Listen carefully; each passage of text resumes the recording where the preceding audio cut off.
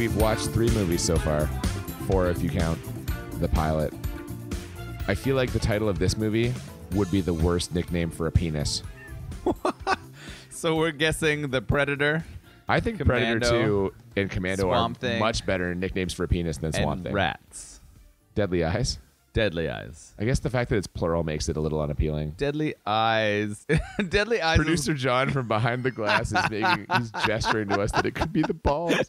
Oh my God. Deadly Swamp Eyes. Thing Swamp is Thing definitely the worst name for a penis. Bad nickname. It's gonna be funky. It's gonna be smelly. It's gonna be like just like dirty. This, just you can't like get this episode. Yeah. Oh, it's gonna be a messy God. episode.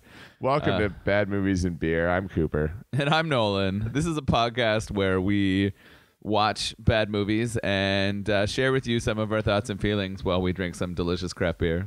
We've already been drinking excessively. We're on a road trip right now. We are recording this episode from Montreal, Quebec, Canada, far from our usual stomping grounds. And it's about 4:30 in the a.m. We were at a bar and drinking excessively, and now we are going to record what I am assuming will be just our worst episode in terms of coherence and,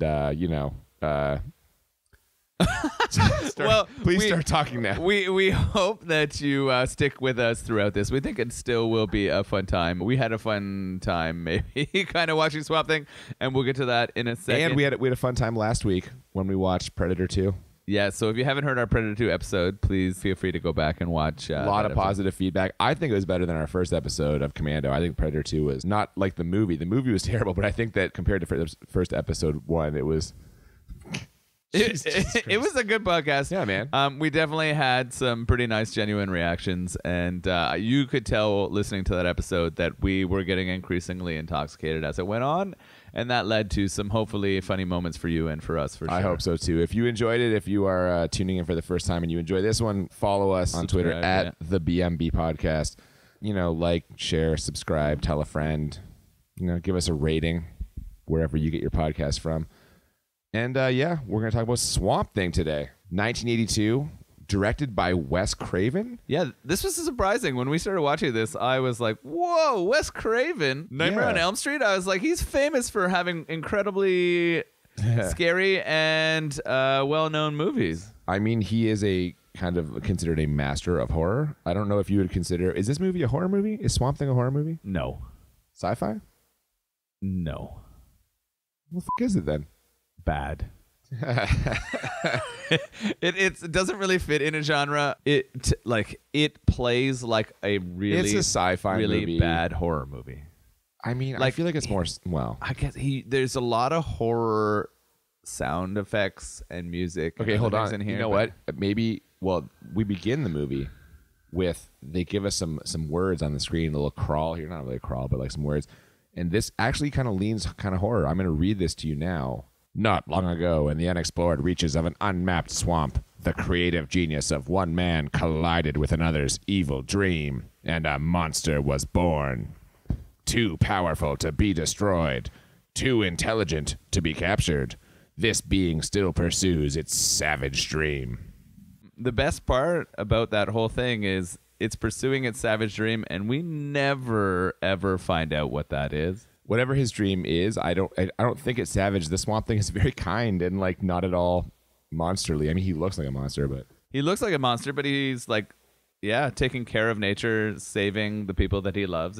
It's really more of a romance movie. I think we fucked up at the start. We are watching our first romance movie of the podcast. There is, the music in this really does make it sound romantic, and there is maybe a sex scene, but we will get to that. Before we get into it, we got some beers here. Oh, listen to that beer. Oh, that was good Foley work. That's the can, not the beer. That's not the beer that makes that noise, right? Well, the splashing sound was the beer hitting. Tell them what we're drinking, man. So we're drinking a beer. It's called Wild Bog. It's a cranberry sour. A bog is like a swamp. Yeah, so this is every time you listen to our podcast, if this is your first time. Producer John's already done with this. There was a very big eye roll there. Producer John's going to go to bed. We try to connect our beer to a theme from the movie, and we chose Wild Bog as our swamp thing because obviously bogs and swamps. Ottawa, Ontario, Canada. Yeah, it's brewed at Whitewater Brewing Company, just outside of the Ottawa area, Ottawa Valley, Ontario. And so we're gonna be talking about it as we go through the story, just letting you know if we enjoy it or not. And I just spilled most of my beer on my lap. We are off and rolling. This is gonna be. Once again, we'll edit some. Can we get some napkins, producer John? The movie begins after these words with a helicopter, which is transporting from Washington, which Washington is mentioned constantly. These guys are from Washington. It's the government research, something. Alice Cable, played by the very talented Adrienne Barbeau. We also see, as she's being transported in, some soldier-type mercenaries dressed in camouflage kind of slinking through the swamp. They are clearly not there to do anything good. The helicopter just lands in the swamp, which I guess you can just do. Helicopters. It wasn't like a sea helicopter. It didn't have those pontoon things. It's a regular ass helicopter. I don't think that sea helicopters exist. But yeah, I was a little surprised that the helicopter pilot knew that he could drop it down and not sink the helicopter. It was pretty funny. She immediately encounters some old school misogyny as she's getting off the helicopter. Someone else is getting on the helicopter, and he is very incredulous. They send a woman down here, just like immediately on the notion that she, as a female, can do anything. However, we find out that she is very talented, actually, very soon. There's another scientist, I guess. He has like a name tag, which would indicate that he is in some way associated with the government project. He's also kind of slinking through the swamps with a gun. The mercenary types find him, capture him, and then the lead mercenary guy pulls a snake out of his pants and goads the snake into biting this scientist like in the face. What on earth? It is a legitimate venomous snake, which I have to be honest with you, if I was in charge of transporting a venomous snake to be used as a weapon, I don't think I would put it that close to my dick and balls. No, that's fair. The character who holds the snake in his pants, though, we find out later that his name is Ferret, might be the worst acted and crappiest character in this entire movie. I am amazed because we watched Commando 2 weeks ago, and Bennett, we're shitting all over Bennett, how he is like the worst action movie villain. He's not in any way believable fighting Schwarzenegger one-on-one. Ferret might actually be worse, and I didn't think that was possible. It's not might actually be worse. Ferris is like leaps and bounds worse. His acting is so poor. Whoever this actor is, maybe this was his first acting role, but possibly last. I do not picture him. A lot of times you picture guys like even one of the guys we're going to see later. He's been in other stuff. I remember from other stuff. This guy, I have never seen his face before. I don't think or since. And that's with good reason. He was so bad. Everything was over the top. His facial reactions were inappropriate. I couldn't buy bad it acting. even for a second. It's Even for a second, acting. I couldn't buy him at all. Which is why this qualifies for one of our movies here, because several parts of it are quite terrible. Alice Cable gets to it's kind of like a cabin where they are doing whatever this project is. She gets off of the boat that's transporting her there. The guy who helps her kind of off onto the dock immediately just fully leers at her. Like he lowers the aviator sunglasses. All that was missing was just the whistle, the woo, he just leers at her full blown. So she's encountering some resistance here from the male-centric. Well before Me Too. Clearly inappropriate, would not fly today. It was really shocking the way that they were treating her. Well, but she quickly establishes her credentials here because they point her towards some of the machinery, and the guy begins to tell her, well, this is and she cuts him off. She knows exactly what the gear is, what the science equipment is. She is clearly very qualified. Yes, all the fake technical gear that they put out there, she was an expert in that. We were talking about Bennett earlier. Another Australian guy shows up with his Australian accent. He is kind of running the project, or he's the government liaison. There's a lot of talk again about back in Washington, what's going on. They mention this guy named Arcane who is threatening the project in some way. They're worried he's going to try and attack and steal the stuff. And how right they are. That is definitely going to happen. Did they mention Arcane? Yeah, man. They mentioned him. They mentioned how her replacement died under mysterious circumstances. There's clearly something going on here. Meanwhile, there's a sensor down in Sector 3. So they suggest that she find someone to take her out there, and her reaction to this is kind of like, me in the swamp? The whole project is in the swamp. Why is she shocked that she's going to have to enter the swamp? It was funny. She definitely came unprepared for the swamp. She had her high heels on and a short skirt and a blouse. And Yeah, she's not. You gotta show up in like waders. She's not wearing swamp she gear. didn't seem like she was excited to be there, afraid of the mosquitoes and the bugs and other stuff. Yeah. What was pretty hilarious, though, is how quickly, once the movie starts to turn, she becomes a badass who survives in the swamp. No problem. No, I'm gonna disagree with you, and I think that later on, evidence is gonna bear that that is not necessarily the case. Luckily, there is someone who loves the swamp, like really loves it, and the perfect person to take her out there, dreamy scientist Alec Holland. Oh, hold on. Isn't his name Alan Holland? This is another thing that, like, it starts as I heard Alec, you heard Alan. There's a big scene later on where she clearly says his name. We actually rewound and listened to it, and we're now both convinced that she says Alan. But then later on, she clearly says Alec, and in the credits it's listed as Alec Holland. So they are all over the place with this. Yeah, so he's clearly Alec Holland. I only bring it up because, yes, in the movie, she actually calls him Alan Holland. It was wonderful. If you can't remember like the name of one of the key characters, you're writing and directing this movie. That's a problem for me. That's a problem for me if you are biffing the main character's name like within 5 minutes of the movie starting. It's fine. She asks him to go. He's going to take her. She suggests they bring an escort, and he just scoffs at that. Is like, oh, should we ask your mother to come along too? So we know that not only is he a dreamy scientist, he's also a bit of a badass who's like outside the rules. This character was pretty awesome. I wrote him down as the horn dog, bad boy, genius doctor. He's a bit of a horn dog because once you get there, he's telling her about the beauty of the swamp. And the quote he says to her is just incredible. Take a look into your own body, one of God's most magnificent creations, and what do you see? You see blood and bone, pump and flow, and a million messy miracles. I mean, just look at the most creative thing a man and a woman can do together, and you'll see something growing, unpredictable, magical, hot. I'm pretty sure that hot bod comment is just one of the best things that we've ever heard in our podcast so far. He calls her body one of God's most magnificent creations. That guy's driving hard to the hoop right there.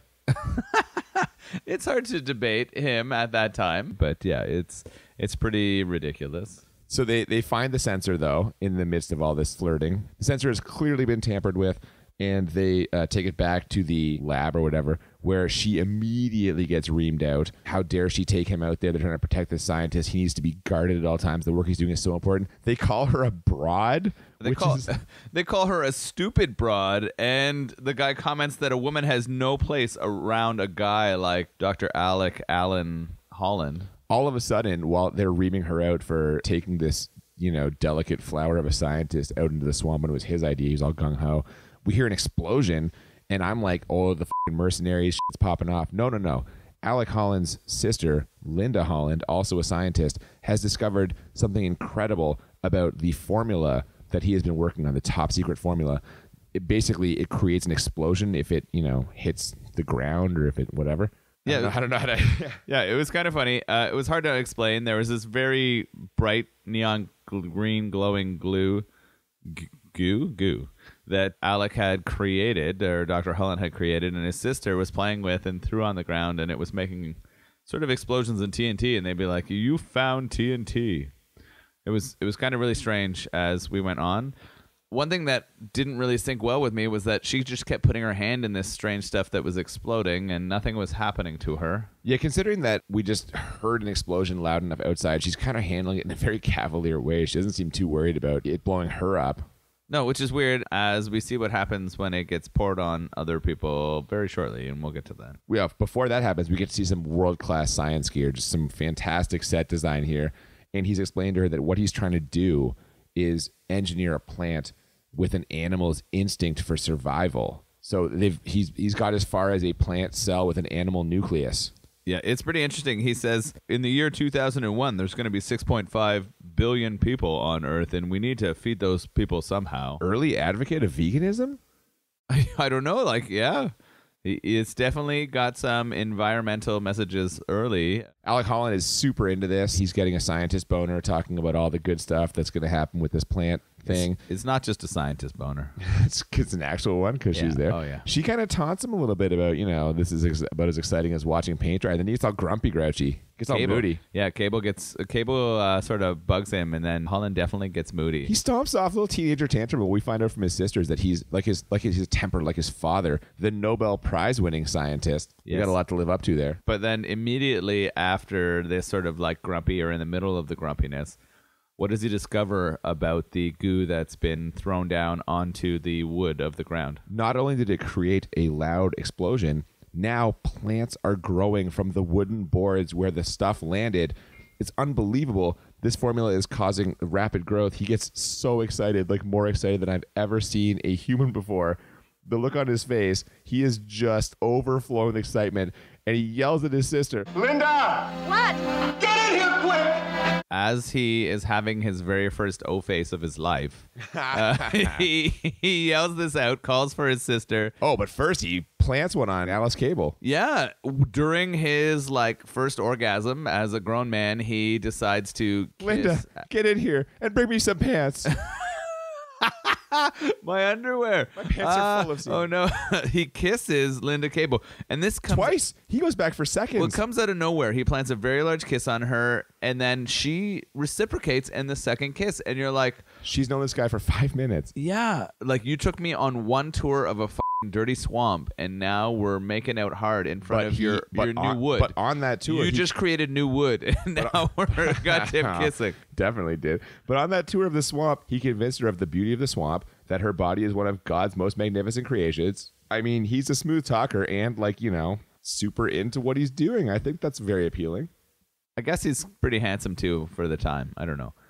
So all of those things must come together to lead to their mutual kissing. Yeah. So they're about to tell everybody. This plays a pretty big role though later.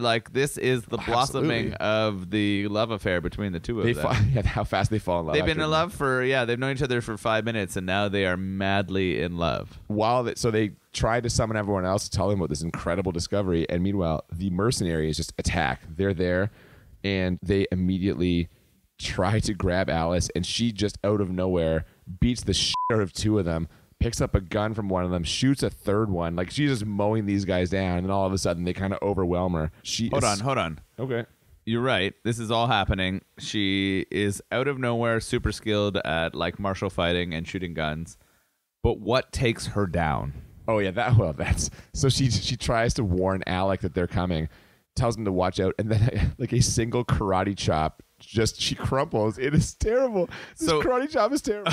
The worst villain in the movies we've seen thus far, the ferret, the leader of the goons, throws down one of the most unconvincing karate chops I've seen in my entire life, and it immediately knocks her unconscious. Oh my God, drops her like a stone. Yeah. They force their way into the lab. They find Dr. Alec Holland. They tell him that they work for a company that would pay an arm and a leg for his formula. His arm and his leg. That's their threat. Yeah. And then Ritter, the Australian supervisor we met earlier, he shows up. Turns out he's in on it. Not only that, he's not Ritter. He peels his face off. Yeah, this was ridiculous. I was like, is this the first time in a movie like this where someone peels off their face and becomes? I was like, this reminds me so much. He does the Tom Cruise Mission Impossible. Is that what you're gonna say? Yeah, exactly. It just feels like Mission Impossible. It feels like fucking Face Off, the movie itself. I was like, whoa. And when he reveals his face, he's a goddamn Bond villain. No, wait a second. Face Off, they were not wearing masks. Face Off, they had surgery to surgically swap their faces. That's fair. Which, footnote, at some point we were definitely going to watch Face Off because that movie is ridiculous. But for now, we're dealing with this still. When he rips the face off, it's Arcane. Arcane, the Bond villain. That Arcane guy they were talking about, he is a Bond villain. I forget which movie, though. He's a Bond villain in one of the movies. He tries to grab Alec Holland. He wants him to give him the formula. Alec Holland resists, so Arcane and his goons kill Alec's sister. Linda bites the dust. Alec flips out, tries to run away with the formula. One of the goons knocks him down. Of course, the formula, highly explosive. It explodes, and then all of a sudden, all I could think of was NBA Jam. Yeah, after he's on hitting fire. A couple 3 points, he on fire. lights up and he can't miss a shot. He is on fire. He is fully on fire. He runs for about 3 miles. He's just running on fire for the longest time. The run is insane because it happens so long, But clearly they did a good job putting a fire suit on some stunt person and lighting them up and having like fireworks and explosions pop off them. I was actually he kind earned of his into this paycheck. moment. That stuntman earned his paycheck. He dives into the swamp, which is smart if you're on fire. And then, I should probably mention, at various points through the movie, we have been getting the Star Wars wipe treatment. So about 5 minutes into the movie, there was just a clear, not even 5 minutes. Oh my God! In between the words at the beginning, Yeah, it's right. There's a very noticeable like wipe, like horizontal wipe. The wipes just keep on coming in this movie. And right now, as he falls into the swamp, we get what you described as a swamp wipe. Yeah, it's perfect. It's like sort of like the goop running down the screen as it wipes into the next Just one. wipe after wipe in this movie. And I've seen a lot of it. I'd never seen this one before. It was crazy. The swamp wipe comes down. We cut ahead in time to when those mercenaries are trying to clean up the burned down lab area. It burned down, obviously, because of the explosion. And they're looking for evidence, looking for his formula, notebooks, whatever. And they are supposed to kill everyone. Still alive, Alice Cable. She somehow hides and escapes from them during all of those explosions, the things that happen to Swamp Thing. But they catch her again, which they catch her about 76 times in this movie. So many parts of the movie are just her escaping and being caught again. They catch her. Yeah. They put her in a boat. They're paddling the boat. She kind of tries to jump out of the boat. She's in the water. The head bad guy, Ferret, decides just to drown her, even though, she was involved in the project. Probably has some important information. No, he's going to drown her. While he's drowning her, he thinks he's finished her off. And then, from the water, the green, rubbery, clearly glove-wearing hand of Swamp Thing. Yeah, this is hilarious. Ferret, before Swamp Thing pops out, throws out the line. Say hello to your boyfriend, baby. Oh, yeah. With all the terrible acting and just glee of, an 80s movie villain and also an actor who has never gotten work, suddenly getting work, being like, this is my moment. And never getting work again. I'm going to put the button on this scene. But yeah, so Swamp Thing appears. Flips the boat by himself. Yeah. Out of nowhere. Oh, very quickly. Clearly Swamp Thing, or Alec Holland, as we can assume. Well, I guess. Oh, spoilers. I don't think that's a spoiler. Well, we can suspect. We don't find out for sure until later exactly what the Swamp Thing is. But he grabs Alice Cable. He carries her off very, very slowly, and they are shooting at him with their assault rifles, and they're just not hitting him. And he's moving not fast at all, and they just can't hit him. Good God. It's so bad. It is like watching really grainy Bigfoot video footage, walking away in the woods very slowly as he carries off Alex Cable and saves her.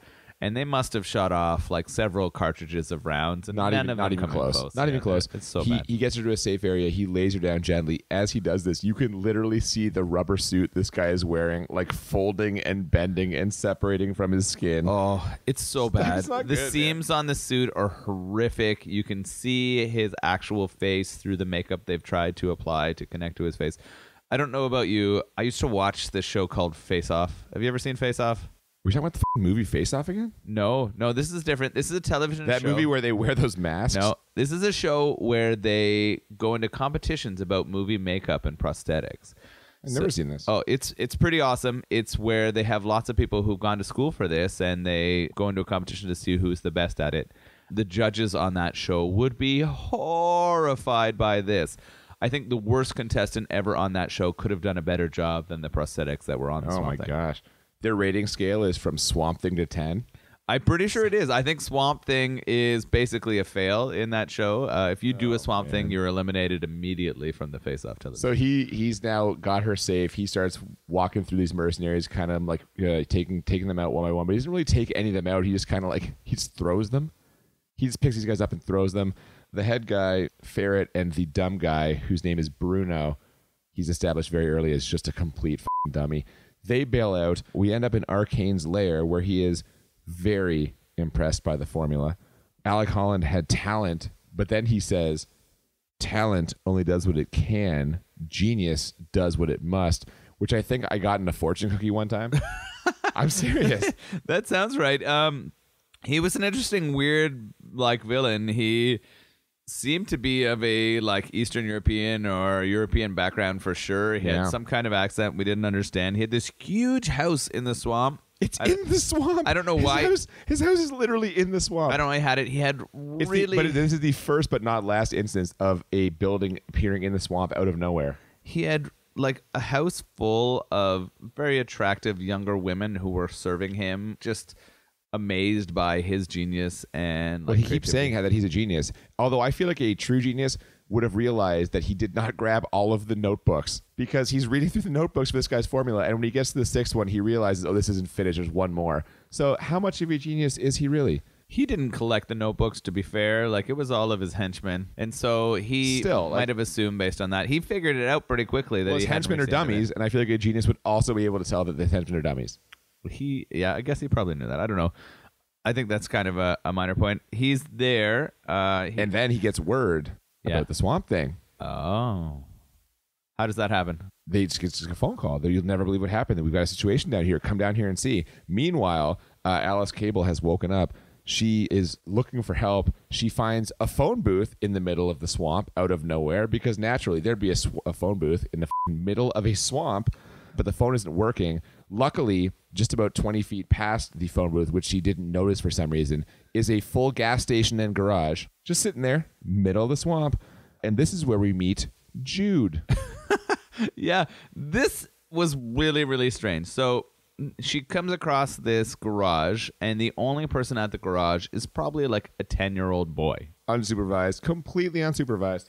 He's sitting there alone, and he kind of has some strange like foreshadowing / humor. Like, his role seems to be he's comic relief, which is a very strange change of pace from the rest of the movie, which up until now has been like sci-fi horror, romantic elements, but all treated very seriously. And all of a sudden, here's a kid just firing off one-liners, cracking jokes. It comes out of nowhere. It is very odd. Yeah, it's weird. They go inside of his thing, and then they have a really big Coke ad. Like, clearly Coca-Cola paid them a lot of money. Product placement, which I didn't even know was a thing in the 80s. It is just all over it. Yeah, it happened. It was really, really strange. But from the...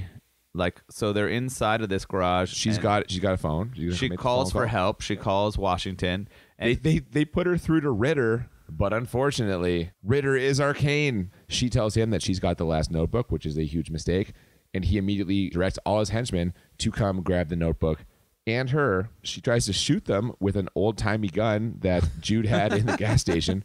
Yes. The gun immediately explodes. It just completely backfires. They make a point of telling us, the gun exploded. Oh, this might be my least favorite part about this entire movie, is repeatedly, over and over again, while things are happening, the characters are describing what are happening. Yeah, I hate when they do that. This is the part where they show up, she realizes, the gun backfires, she runs, and once again, we are back to them chasing her. This may be the worst chase scene I have seen ever in my entire life. She runs away from that garage, and a truck full of the mercenaries, including Ferret, is chasing her. Can't catch her. She's running through fields, and the truck can't catch up to her. She runs into a place where there's trees, and the truck crashes into those trees. And then the next scene is immediately her running again, and the truck is free and fine. And then she runs into the swamp and is safe away from the truck. But she won't go in the actual swamp.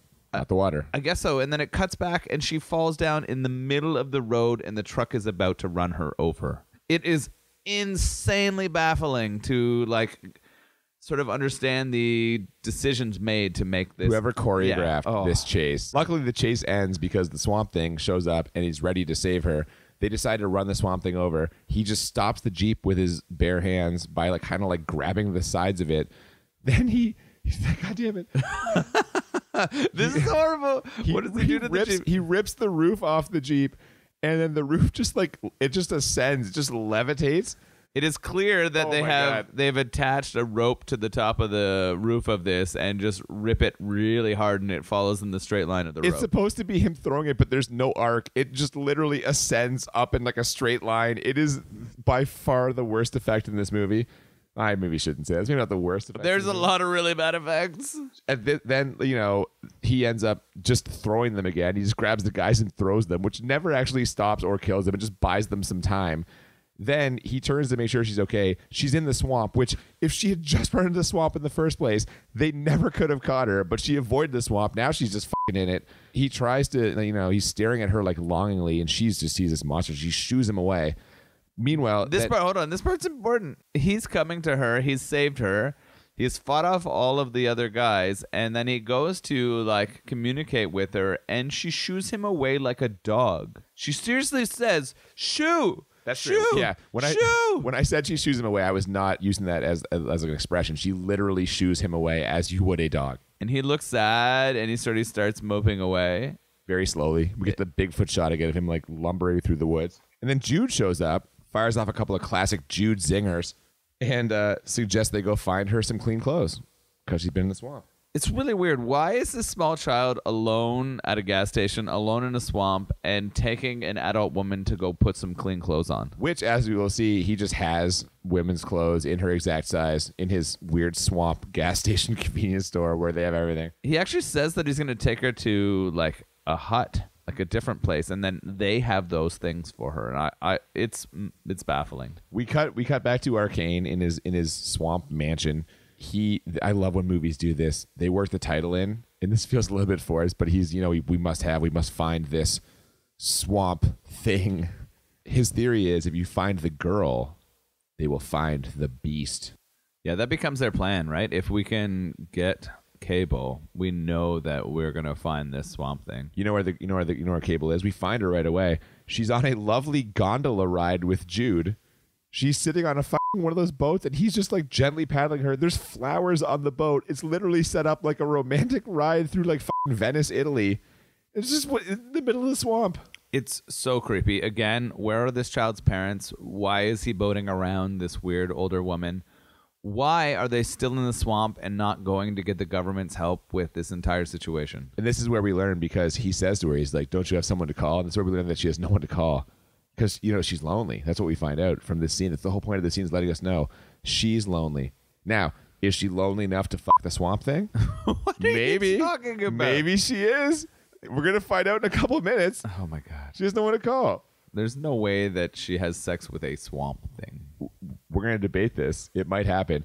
We get some nice long shot, again, the Bigfoot style long shot of the swamp suit, or the swamp. Do you remember why you said they had so many long shots? Because the fucking suit was so horrible. They had to keep going to the goddamn... I wrote down one of your quotes instead of one of the other quotes. It was because if they had close-ups, it would show that garbage suit. It does look like they have put on garbage bags on the actor, wet them down, and thrown on just a small amount of paper mache. It kind of looks like what the swamp band suit looks like. It's really bad. He goes back to the lab. The burned out lab remains. So does Alice, because she needs to find that last notebook.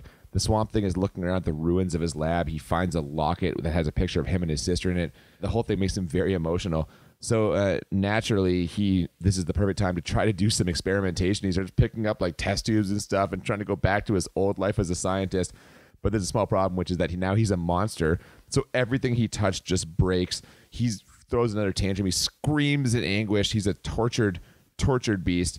Meanwhile, Alice Cable gets there, gets the notebook, runs. Swamp Thing just stares longingly at a plant. It was like, I don't know, it was a really it's supposed to be a meaningful shot of him just like touching some flowers. I don't know what the fuck I'm trying to communicate here at all. After he smashed his 5 seconds ago he's furious. The nature is calming him down. Maybe is that what it is? He's found his purpose. The mercenaries show up right away again in a gunboat. They're chasing the Swamp Thing. They've got him cornered. Then all of a sudden they can't see him for some reason, even though he's literally right beside them. We see him move swamp reeds out of the way, and the dude's legs are right there, but they can't find him. They have no idea where he is. Then he attacks. So this part of he throws some guys again. He just grabs them and throws them. This part of the movie was so good in how bad it was. I might have enjoyed this part of the movie the most out of any part.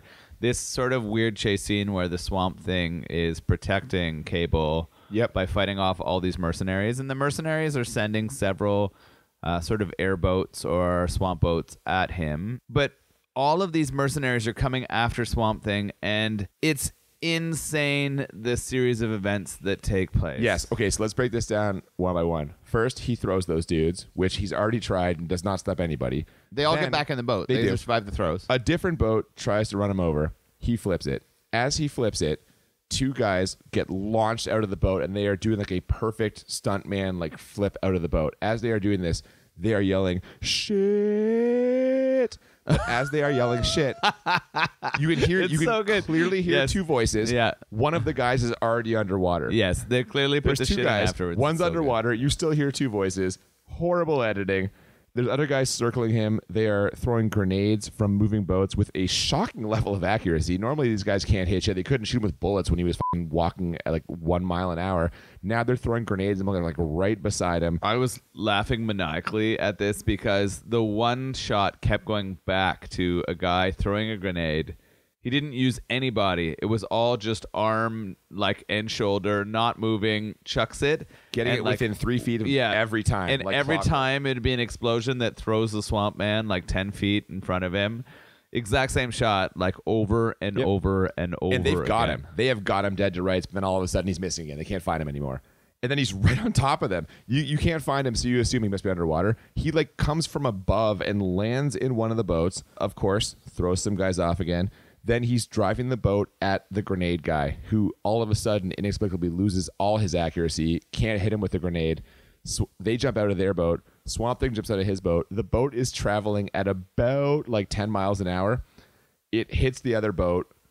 And like as this is happening, this took so long that as it's happening, you're like, I hope this explodes. And I was like, that would be amazing. Never thinking it's possible. Like as soon as the boats touch, giant explosion. This is one of the most sort of enjoyable and absurd things about movie making, when for like absolutely no reason they decide to create an explosion from some kind of impactor thing. Well, but then not only do they have the explosion, what happens right after that?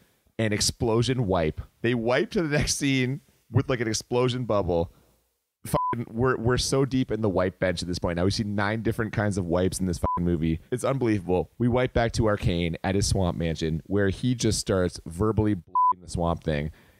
He's like a brilliant chess player. He anticipates every move. I feel like that might be a bit of an overstatement, considering that all the Swamp Thing does is lumber around and throw guys. He also refers to him as like a beautiful woman and says he can't resist him. What the fuck is this guy talking about? Just so nonsensical. His like horniness for the Swamp Thing. He's so horny for the Swamp Thing. And then the fact that he keeps calling himself a genius and believing he's going to outsmart him and then become the ultimate that is true. race. The only thing he blames more than the Swamp Thing is himself. He was just so one-dimensional that it was challenging to understand or like or even find any empathy for that guy. For sure. I would agree with that. Meanwhile, Cable's got the notebook. She tries to send Jude off with it, but for some reason he doesn't leave. And then the mercenaries show up and kill him, kind of, and take it. They capture her again for the fucking 78th time in this movie. But then the Swamp Thing shows up. He finds Jude and heals him with his, like, plant powers. Turns out they didn't take the notebook because Jude still has it. So I guess they just murdered a child for no reason. Did they even see him with her? No, I don't think so. This part was like really graphic, where you come back and you see a boy floating dead, and you're just like, why have we killed our comic relief? Why is this boy like sacrificing his life for this? We thought it was for the notebook. We thought they knew he had the notebook, but then 5 seconds later the mercenary asks Alice Cable where the notebook is. You just killed the guy who had the notebook. You didn't even check to see if he had a notebook? Ferret doesn't care. That guy is just ruthless, right? Is that what we learned? He does well, he's not too ruthless to kiss Alice Cable, which like everyone else does, so why wouldn't he?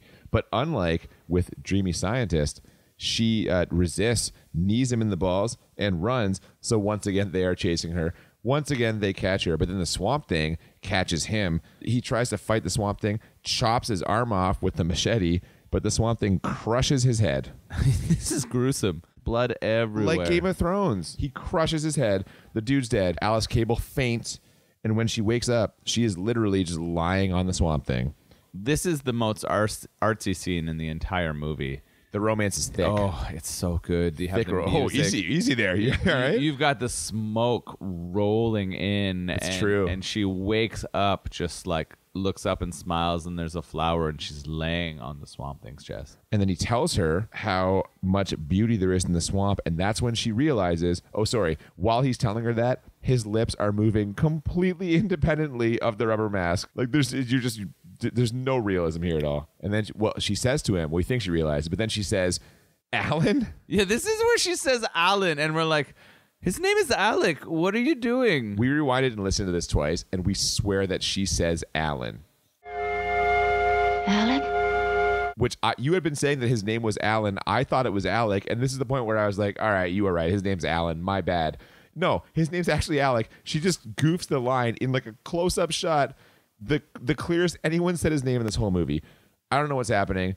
She realizes it's him. She asks him if it hurts. He says, only if I laugh. And then he laughs, and then has they're that both laughing. And it's a nice tender moment. Yeah. And then we cut to her naked cleaning herself in the swamp. And so was there a sex scene? Did she fuck the Swamp Thing? Is this a post-sex scene? Like they just had sex and now she's kind of washing up. He's essentially just there leering at her while she like not showers, but like bathes in the swamp. Now she's fully committed to the swamp. 15 minutes ago, she wouldn't run into it when her life was threatened. Now she's just fucking naked in the swamp.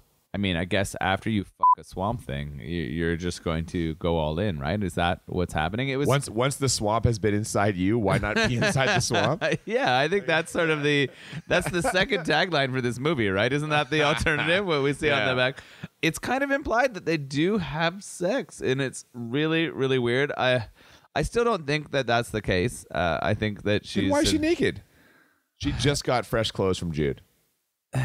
But she'd also gotten grabbed by Ferret and swam through the swamp, and there were other things she that felt were dirty happening. because Ferret forced himself on her. It's a maybe. metaphorical That could have bathing. been, Maybe could have happened too. But either I don't know, it's way, very hard. Swamp Thing's watching. He's enjoying the show, and then he throws away the notebook, just throws it into the woods, which seems counterproductive since you know there's a team of evil people trying to get the notebook. Why would you just throw it away where anyone can find it? And guess what? They find the notebook. They also find her again, Alice Cable. They chase her again. They capture her again. For now, it's goddamn 83 fucking times in this movie. Swamp Thing, of course, to the rescue again, but he is taken down by a net. Cheap-ass net. I mean, they've just got him, and then they've got the notebook, and then we once again get the swamp wipe. We swamp wipe to a victory party at Arcane's mansion. It's a black tie affair. Alice Cable is there, tied to a chair, but she's in a very nice, elegant dress, so that's something. Elegant? It's like as can be. It is negligee. She's not actually wearing a nice dress. Well, I mean, at least she's wearing a dress. They didn't just tie her there in her fucking swamp clothes. I mean, she's not naked, but she's as close as she can be. It's actually the dress that she wears in the cover of the movie. It is, yeah, that's true. Yeah, which is pretty good. And I, like, while we're thinking about this, I think the cover is the best thing about this entire movie. It is. It's actually a really nice, and this is the movie poster. The cover for the Blu-ray DVD combo pack is the same as movie poster. It was done in the kind of like traditional style of the like 1950s, 1960s like horror, like sci-fi alien invasion movies. It is actually a really nice poster. Yeah, I agree. I was excited when I saw it. I'm like, this is gonna be great. It's gonna be a wonderful movie. Yeah. And actually, so up until this point, this movie is bad, but like kind of entertaining at points. Like it grips you in a little bit. You're like curious about there's this intrigue, relationship. what's going on. You have some questions. There's some interesting action parts. There's horrible acting and effects, but otherwise you're sort of still going with it and being like, okay, we got something here. Yes, but this is where it goes off the rails completely. They're having this victory party. They do a little toast to Bruno, the dumb mercenary from earlier, because he's the one who found the notebook. He's having his moment, though. They are celebrating him. All the people there are like very happy. Also, who are these fucking people? Who are these like high society people that Arcane is like, I murdered this guy and I stole his notebooks. These are my mercenaries, and here are you having dinner at my fucking swamp mansion. It's so fucking weird. The way I interpreted it was the mercenaries, like all of his people. No, man, there's like random like women there, like high class people. But those women are the partners of the mercenaries. Like mercenaries need people too, like need partners too. I don't know, man. They don't explain it. There's no fucking explanation. They do the toast. He drinks the stuff. turns out that it is not just like wine or champagne. It is the formula because they want to test it on a human. Bruno takes the formula, he transforms, and as he's transforming, this is actually some of the really good effects in the movie. There's good effects, good acting by him, but he transforms into like a fucking troll. And these are some of the worst effects and worst acting in the movie. God damn it. He's just like a fucking, he's a dwarf troll now. It reminded me of one of the flying monkeys from Wizard of Oz. Clearly, the big, fat, like stupid mercenary guy has turned into a small monkey child. Yeah, well, as it turns out, they have Swamp Thing trapped in like Arcane has a fucking dungeon in his basement. Swamp Thing's trapped there. They want answers. It turns out that the formula, it enhances and amplifies your essence. So since Bruno was a small, stupid man, he becomes like small and stupid. But Arcane now is intrigued because what if you're a genius? Then if you take it, it would amplify your genius. You'd be even more of a genius. So he takes the fucking formula. And he's taken the formula and immediately begins transforming into some kind of beast, wolf man, demon. It's hard to tell. He kind of looks like he's growing like rocks all over his body, and there's weird blood pussing from him. This transition, he's like a cocoon, and then he comes out of the cocoon. He's like a weird wolf demon thing. Which, by the way, the costume is fucking awful. It's like they wanted to make the Swamp Thing costume look better by comparison. So like, let's put a shittier costume in, so everyone will be like, "Oh, Swamp Thing actually wasn't that bad in terms of the effects." Yeah, Swamp Thing looks amazing compared to this weird fucking wolf, pig, whatever costume. I don't even know how to describe it. Yeah. How does it represent the essence of a genius? Like, I did not get it at all. Because that's why I'm like, it's a demon because he's a demon, or it's a beast because he's a brute because he's a brute. I don't fucking know. It's just he transforms into a monster. While this is happening, Swamp Thing's trapped in the dungeon. Alice is trapped in the dungeon. There's a little bit of light coming through. She encourages him to reach for it. And so he basically grows a baby arm, which is also a terrible effect. Then his arm transforms to a regular arm from the sunlight. Photosynthesis powerful. Oh, yeah, man. And then now that he has the power of two arms, he escapes the shackles of the dungeon. He couldn't do it with one arm, even though he stopped a fucking Jeep. Now he escapes with two arms, and with a little assist from Bruno, who kind of points them towards the exit. Like Baby Monkey Man. Yep. They swim through a well that leads to like a sewer outlet or inlet. I don't fucking know. They get out to the swamps. They get out to the swamps. Yeah. But the arcane beast monkey fucking werewolf man follows them. He's got a broadsword. Yeah, this is the part that's ridiculous. The whole thing is ridiculous.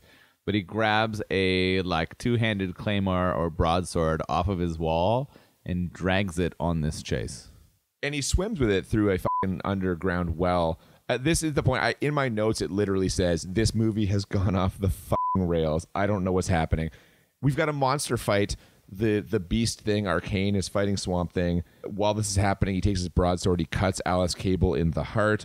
Swamp Thing goes berserk. So they're fighting. They're in this swamp, and they are like punching and knocking each other down. Because of these like horrendous cosmetics that they're wearing, the fight is so unrealistic and so clunky. In the end, the Swamp Thing beats him using like a broken down piece of tree. Yeah, you know what he does? He does for a change? Right? Instead of just picking up and fucking throwing him, he actually like hits him with something, and this is how he's able to finally win a fucking fight. Well, and he finishes him with his own claymore, and then you see sort of like root beer fizz. No, that's not yet, though. No, that's not yet. First, he just knocks him out with a branch, and you think it's over. Then, which God, I wish it had been over there. He heals Alice Cable with his magic plant powers. Hold on. The beast is back. So I wrote this down because like this is the second time he's healed someone. Earlier in the story, we did see him heal our comic relief. Yeah, he heals Jude. He heals Jude, and then he comes back and he starts healing Cable. But he pulls some moss off of his own body or his breasts, and he puts it on her breast. And so I'm calling this moss and magic. I think this is what the Swamp Thing's major thing is. It's moss and magic. That's how he heals and makes people better. I guess. He heals her. The demon's back. We've got round 2 of the demon fight. This time he kills him, like you said, with the sword, and the dude bleeds. You said it was like root beer? I thought it looked like gravy to me. Yeah, or like pudding. You described it as like chocolate pudding. All of like really runny chocolate pudding. Yeah, it was like really, really bad. Fuck's sakes. Anyway, the point is, it's finally over after a completely ridiculous stretch of movie. The evil genius who decided to drink the potion and turn into a wolfman monster creature thing is finally gone. Yeah, and Swamp Thing literally says, it's over, which, thank God. He has to go. He goes to leave. She, of course, wants to have him not leave. She offers to come with him, but he tells her, no, you have to heal. You have to tell our story, which, based on the last 15 minutes, I'm not sure is true. I don't know if this story needs to be told. That last 15 minutes is fucking rough. All of a sudden, Jude shows up. He's there to get Cable. Swamp Thing kind of lumbers off into the swamp. And I was really hoping we'd get one more wipe for the end credits. We don't. The credits just start rolling. This thing's over. I don't know how we got to where we are based on where we started. I don't know how Wes Craven was ever allowed to direct another movie after this. Holy God, I don't even know. Let's fucking rate this and get out of here. God damn. So if you are unfamiliar, the way we do this, we rate the movie on a scale of 1 to 10. We do it 2 times. The first time we rate it is for 1 to 10 for how bad it is. Second time out of 1 to 10 for how enjoyable it is to watch. The ultimate goal, the hope, the dream is to find a movie that is a 10 out of 10 on both scales. And what do we call that? The Crit 20. Yeah. Still pretty Shout bad. out to our D&D friends. So, very quickly, I will give this for how bad this movie is. I can't quite give it a 10 because, again, for parts it was intriguing. There are a couple of acting performances that are okay, but I'm giving this a 9. This movie is fucking bad. It is 9 out of 10 bad. That's my rating. What is yours? Okay, so this is the third or fourth movie we watched, including the pilot, and this is the worst out of the bunch, for sure. The acting is horrible. The costuming is horrible. The music is horrible. A lot of the decisions don't make any sense. Not even a little bit. It's so bad. But I still think that there's going to be worse movies that we see coming up pretty shortly. So I'm going to throw out the same number. I think it's a 9. All right. How enjoyable on a scale of 1 to 10? This one is really tricky. I did find that there were some moments that made me laugh. There were a couple of cool effects. But I would never want to see this again. Oh no, it's done. Like I retired the Blu-ray. Yeah, no. Like I'm glad you own it and I don't, because I don't want to see this. That's the way this always goes. Yeah, that's the way it's going to be every episode, which is great. But I'm going to say that for enjoyability, it's a 5. I'm going to go a little bit higher, but just a little. I'm going to say 6. There were some funny parts. There were some parts, and even, you know what? Just seeing a movie where I'm like, what the fuck is going on? Like that brings some value to it for me. I'm like, this is at least they're fucking trying shit. It may not make sense, but at least they're out there doing stuff. And I might be like, like I said, how do we get to here from there? That journey, that voyage is, something for me. So I'll give it a 6. Okay, so we had that. So then my end score was a 14, and yours was a 15. Yeah, this is not going in the Hall of Fame for sure. No. Either way, it was an enjoyable ride, or at least it was a fucking ride. I don't know. It's been a ride. Yeah, I don't regret watching it, and I enjoy making the podcast. We also want to sort of mention the beer real quickly. Yeah, of course. Our Wild Bog from Whitewater Brewing Company. I liked it. The cranberry sour was okay. I think I would have enjoyed it more if I had have been in a more sober or less intoxicated state. I would say I didn't get any of these sort of like delicious notes that I think I would have sort of popped out normally. Because your taste buds are drunk? Yeah. Your taste buds are too drunk to taste? I think that's where I am right now, and that's funny, man. But I like it. Yeah, check out Whitewater Brewing Company, and I hope you think about the Swamp Thing anytime you're drinking a Wild Bog. There beverage. you go. Are we taking beer recommendations? Oh, of course. We will always take them. The problem is beer can be challenging to obtain based on where it is produced and sold. So feel free to recommend beers and connect them to movies that you think we should be watching. Definitely recommend movies. You can send us movie suggestions at thebmbpodcast@gmail.com. But know that it might be a challenge for us to obtain some of the beers that you suggest. We'll give it a shot, though. And again, thank you for listening. Give us a like, share, subscribe, tell people. Give us a rating at the BMB Podcast on Twitter. Yes, we do appreciate. Hope you enjoy, and we will be sending out another episode for you 1 week from now. Yeah. So enjoy and good night. Thanks for tuning in. Keep it swampy. It's swampy. I like that. Science transformed him into a monster. Love changed him even more.